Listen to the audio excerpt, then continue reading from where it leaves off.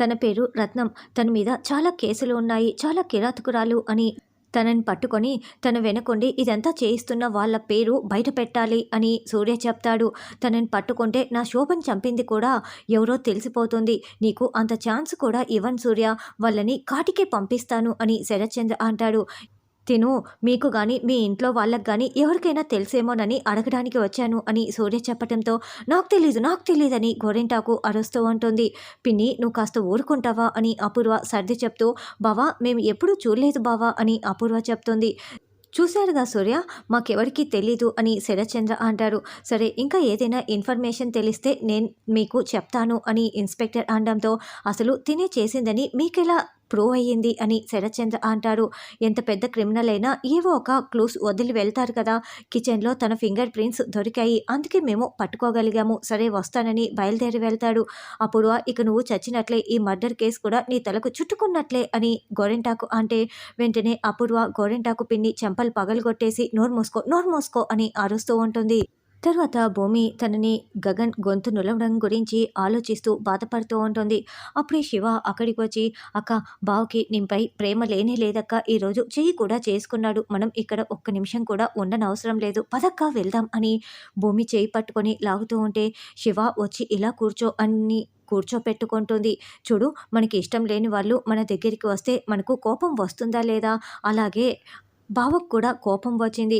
కృష్ణప్రసాద్ మావయ్య అంటే బావకి అసలు నచ్చదు. వాళ్ళ మధ్య మనస్పర్ధలు ఉన్నాయి. కాలమే ఆ మనస్పర్ధల్ని కూడా తీసుకువచ్చింది.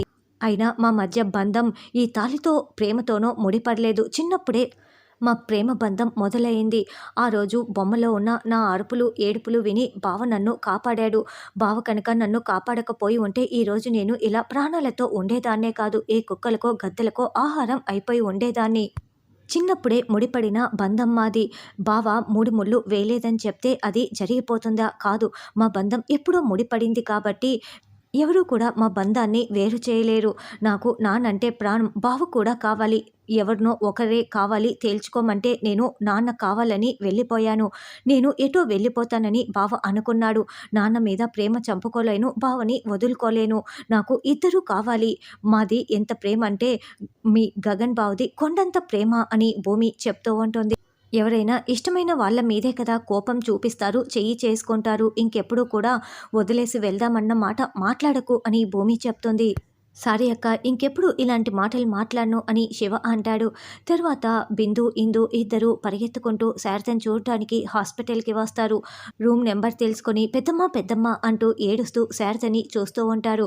గగన్ అక్కడే బాధపడుతూ ఉంటే అన్నయ్య ఏంటన్నయ్య పెద్దమ్మని ఇలా చూడలేకపోతున్నానన్నయ్య. నేను కోపంతో పెద్దమ్మ మీద ద్వేషం పెంచుకున్నా కూడా పెద్దమ్మ నాపైన ప్రేమే చూపించింది అన్నయ్య. మా అమ్మ నాకు జన్మని ఇస్తే పెద్దమ్మ నాకు జీవితాన్నే ఇచ్చిందన్నయ్య. ఆ దేవుడు చాలా అన్యాయం చేస్తున్నాడన్నయ్య. పెద్దమ్మపై నువ్వు ఇంత ప్రేమ పెంచుకుంటే పెద్దమ్మని నీకు దూరం చేసి ఆ దేవుడు నీకు అన్యాయం చేస్తున్నాడన్నయ్య, అన్యాయం చేస్తున్నాడు అని ఇందు ఏడుస్తూ ఉంటే గగన్ కూడా ఏడుస్తూ ఇందుని హక్ చేసుకుని ఇద్దరు చాలా ఏడుస్తూ ఉంటారు. తర్వాత మీరా రే చెర్రీ బట్టలు ఆరేయాలరా అని చెప్పటంతో అయితే నేనేం చేయాలమ్మా ఆరేయాలనా అని చెర్రీ అంటాడు. అది కాదురా దండెం తెగిపోయింది, ఆ దండం కట్టాల్సింది నువ్వే కదా, వెళ్ళి కట్టరా, నేను వెళ్ళి ఆరేసుకుంటాను అని మీరా చెప్తుంది. అలాగేనని టెర్రస్లో బాల్కనీలో కడుతూ ఉంటాడు. నిచ్చెన వేసుకొని మరీ దండంని కడుతూ ఉంటే అప్పుడే అటుగా వెళ్తున్న నక్షత్ర రే చెర్రీగా దండెం కడుతున్నావా చూడరా, ఈరోజు నీ నడుములు పని చేయకుండా చేస్తాను, నువ్వు జీవితాంతం బెట్టు మీదే ఉండేలా చేస్తాను అని అనుకుంటూ రంపం తీసుకొచ్చి పైన దండెం కడుతూ ఉంటే నిచ్చెనకి కింద కాలు కట్ చేస్తూ ఉంటుంది. చెర్రీ ఇదేది గమనించుకోకుండా పైన చూసుకుంటూ దండెం కడుతూ ఉంటాడు. అలా ఒక 90% కట్ చేసి రే చెర్రీగా ఏం చేస్తున్నావురా అని రంపంని భుజం మీద పెట్టుకొని నక్షత్ర అడుగుతూ ఉంటుంది. ఏంటే దండం కడుతున్నా కళ్ళు కనిపించట్లేదా అని చెర్రీ అంటాడు. అయినా నువ్వేంటే రంపం భుజం మీద పెట్టుకొని అలా నిలబడ్డావు, మేస్త్రి పనికి ఏమైనా వెళ్తున్నావా ఏంటి అని చెర్రీ అడుగుతూ ఉంటే లేదురా నీ నడుము విరక్కొట్టడానికే నేను పని చేశాను అని నక్షత్ర అంటుంది. ఏం చేసావే అని చెర్రీ అడగటంతో ఇదిగో ఈ నిచ్చెన్ని కట్ చేశానురా, ఇప్పుడు నువ్వు కింద పడిపోతావు అని నక్షత్ర అంటే ఏమే ఏంటి ఇలా చేసావు, అసలు నీకు భయం భక్తి అనేది కొంచెం కూడా లేదా అని నేను పడిపోతానే అని చెర్రీ కిందికి దిగుతూ ఉంటే, "నువ్వేంట్రా కిందికి దిగేది? నువ్వు ఖచ్చితంగా పడి ఈరోజు చావాల్సిందే" అని నిచ్చెనని కాలుతో విరగ్గొట్టేస్తుంది. దాంతో చెర్రీ కింద పడిపోతే అది నిచ్చెన తగిలి నక్షత్ర కూడా కింద పడిపోతుంది. నక్షత్రపై చెర్రీ పడిపోతారు. ఇద్దరు కళ్ళలో కళ్ళు పెట్టుకొని చూసుకుంటూ ఉంటారు. చెర్రీ అయితే నక్షత్రకి లిప్ కిస్ పెట్టేస్తాడు. చెర్రీ మీద పడిపోవటంతో నక్షత్ర అలాగే షాక్లో ఉండిపోవటంతో చెర్రీ లిప్ కిస్ పెట్టేస్తాడు. ఇక కాసేపటికి నక్షత్ర కూడా తేరుకొని రేయ్ చీచీ అంటూ నిన్ను కొట్టేస్తానని చెంప పగలగొట్టబోతూ ఉంటే చెర్రీ అడ్డు పట్టుకుంటాడు. చీ అంటూ నక్షత్ర వెళ్తుంది. అమ్మో అయ్ బాబోయ్ ఏంటి నేను ఇలా తయారైపోయాను అని చెర్రీ అనుకుంటూ ఉంటాడు. తర్వాత శివ పూరి దగ్గరికి వచ్చి, పూరి ఇదిగో నీకోసం పూరి తీసుకొచ్చాను తిను, నువ్వు అసలే ఆకలికి కూడా ఉండలేవు కదా అని చెప్తూ ఉంటే పూరి కోపంగా చూస్తూ ఉంటుంది. అంటే నేను నార్మల్గానే చెప్తున్నాను పూరి, ప్లీజ్ తినవా, నువ్వు మళ్ళీ నీరస పడిపోతావు అని శివ బతిమలాడుతూ ఉంటే అప్పుడే బిందు అక్కడికి వచ్చి వీళ్ళిద్దరి వైపు కోపంగా చూస్తూ ఉంటుంది. పూరి బిందు వైపు కోపంగా చూస్తూ ఉంటుంది. అమ్మో బిందు వచ్చిందేంటి ఇక్కడికి అని శివ అనుకుంటూ టెన్షన్ పడుతూ ఉంటాడు.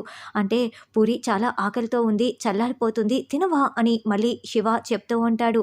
ఏంటి ఈ పూరి తాటి ఎద్దులా ఇంతెత్తు పెరిగింది, ఆ మాత్రం తింటాం చేత కాదా శివ వచ్చి బతిమలాడితే కానీ నువ్వు తినవా అని బిందు చెప్తూ ఉంటే, ఏంటే నా ఇష్టం, నేను తింటానో లేదో నీకెందుకు, శివ నాకు తినిపిస్తే ఏంటి నీకేంటి అని మళ్ళీ వాళ్ళిద్దరూ గొడవ పడుతూ ఉంటారు. ఉడత ముఖం ఎలక ముఖం అని ఇద్దరు తిట్టుకుంటూ జుట్లు పట్టుకొని కొట్టుకుంటూ ఉంటారు. అప్పుడే ఏయ్ ఆగండి అంటూ గగన్ బిందు ఇద్దరు అక్కడికి వస్తారు. ఏంటి ఇలా కొట్టుకుంటున్నారు, ఆపుతారా అని చెప్తూ ఉంటే, లేదు నన్ను ఎలక ముఖం అనిందని ఒకరు, ఉడత ముఖం అనిందని ఇంకొకరు చాడీలు చెప్పుకుంటూ ఉంటారు. మీరిద్దరూ ముందు ఆపండి, ఒకరికొకరు సారీ చెప్పుకోండి, బిందు ముందు పూరికి సారీ చెప్పు అని గగన్ అంటాడు. ఏంటి నేనెందుకు సారీ చెప్పాలి, ఓ నీ చెల్లెలు కాబట్టి నేను ముందుగా సారీ చెప్పాలనా అని బిందు అనడంతో ఇందు వెంటనే బిందు చెంప పగలగొడుతుంది. ఏం మాట్లాడుతున్నావే, గగనన్నయ్య గురించి నీకేం తెలుసని ఇలా మాట్లాడుతున్నావు, అన్నయ్యకి ఒకరు ఎక్కువ ఒకరు తక్కువ కానే కాదు, అమ్మ వాళ్ళు నాకు పెళ్లి మాత్రమే చేశారు, కట్నం ఇచ్చి నా జీవితాన్ని కాపాడింది గగనన్నయ్య అన్న విషయం నీకు కూడా తెలుసు కదా, అంతెందుకే నిన్ను రౌడీలు వెంట పడుతుంటే కాపాడింది గగనన్నయ్య కాదా, ఎప్పుడైనా ఎవరినైనా గగనన్నయ్య వేరుగా చూడడం నువ్వు చూసావా అని ఇందు తిడుతూ ఉంటుంది. అమ్మ ఇందు ఇప్పుడు ఎందుకు అవన్నీ కూడా వదిలేసేయి అని గగన్ అంటాడు.